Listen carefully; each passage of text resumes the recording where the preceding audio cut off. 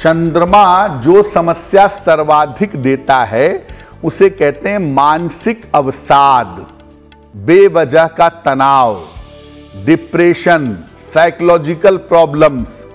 ये तमाम प्रॉब्लम्स चंद्रमा की वजह से ही पैदा होती हैं। अगर आपके मन में किसी तरह का डिप्रेशन है, हमेशा तनाव रहता है, मन हमेशा चलता रहता है, चिंतित रहता है, तो क्या करें?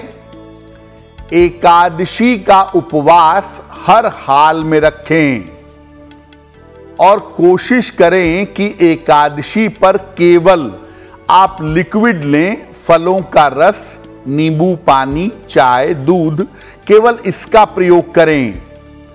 भोजन में दूध और दूध से बनी हुई चीजों का प्रयोग करें।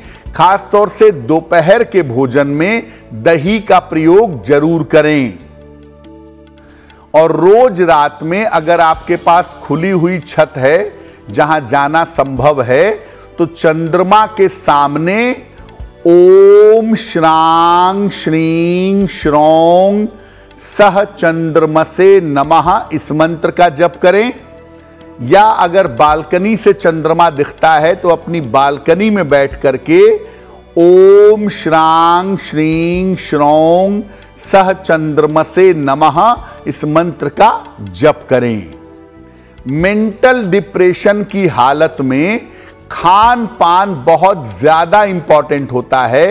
ज्यादा से ज्यादा फल खाने से, सात्विक भोजन ग्रहण करने से और एकादशी का कठोरता से पालन करने से आप बहुत जल्दी मेंटल डिप्रेशन से बाहर आ जाएंगे। वैसे तो एपिलेप्सी की जो समस्या है, मिर्गी की जो समस्या है, वो न्यूरोलॉजिकल प्रॉब्लम है, जिसमें सबसे पहले ब्रेन के कारक बुध की और शनि की भूमिका होती है। लेकिन एपिलेप्सी में चंद्रमा भी एक बड़ी भूमिका निभाता है। चंद्रमा का पापक्रांत होना, पीड़ित होना, इस तरह के एपिलेप्सी की प्रॉब्लम्स पैदा करता है। क्या करना चाहिए?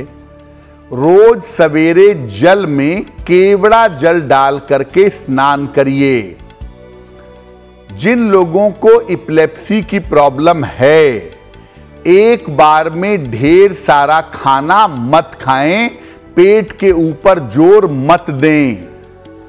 रात को देर तक जागने से और सुबह देर तक सोने से बचें। हर महीने की पूर्णिमा और अमावस्या को उपवास रखें। जिन लोगों को भी फिट्स आते हों, अगर वो कैलेंडर के आसपास देखें तो पूर्णिमा और अमावस्या के आसपास फिट्स आने की संभावना सबसे ज्यादा होती है। तो इसलिए अगर आप पूर्णिमा और अमावस्या को उपवास रखेंगे, केवल जल और फल का सेवन करेंगे, तो इस तरह के एपिलेप्सी की प्रॉब्लम से, फिट्स की प्रॉब्लम से बचेंगे। और एक मंत्र है छोटा सा, ओम जूं सह माम पालय पालय। ओम जूं सह माम पालय पालय। इस मंत्र का सुबह और शाम दोनों समय अगर 108 बार आप जप करें तो इससे भी एपिलेप्सी की समस्या में, फिट्स की समस्या में सुधार होगा। देखिए, चंद्रमा मन का मालिक है ना।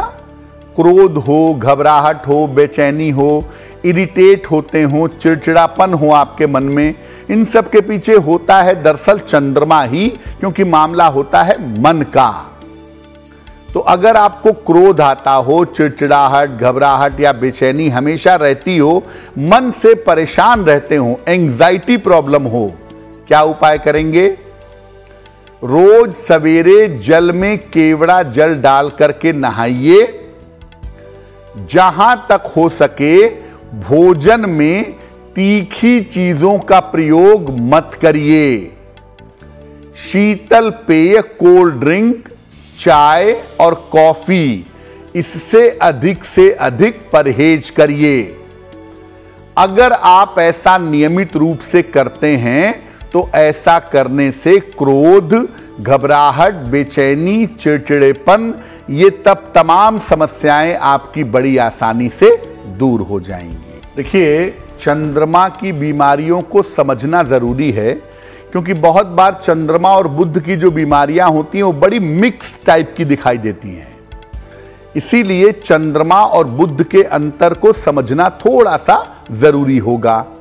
कुछ और महत्वपूर्ण बातें आपको बताते हैं जिसको करने से आप चंद्रमा की बीमारियों को ठीक कर पाएंगे। दिन में जल ज्यादा पीजिए और रात में पानी कम पीजिए। चंद्रमा वाले पार्ट को बैलेंस करने के लिए पानी जो पीते हैं दिन में ज्यादा पीजिए और रात में कम पानी पीजिए। रात में भारी भोजन, गरिष्ठ भोजन, हैवी फूड करने से बचिए। नियमित रूप से भगवान शिव की उपासना करिए, क्योंकि भगवान शिव ही चंद्रमा के नियंत्रक देवता हैं। इसीलिए उनकी पूजा करने से चंद्रमा की मुश्किलें कम होती हैं। चांदी किसी न किसी रूप में जरूर धारण करें।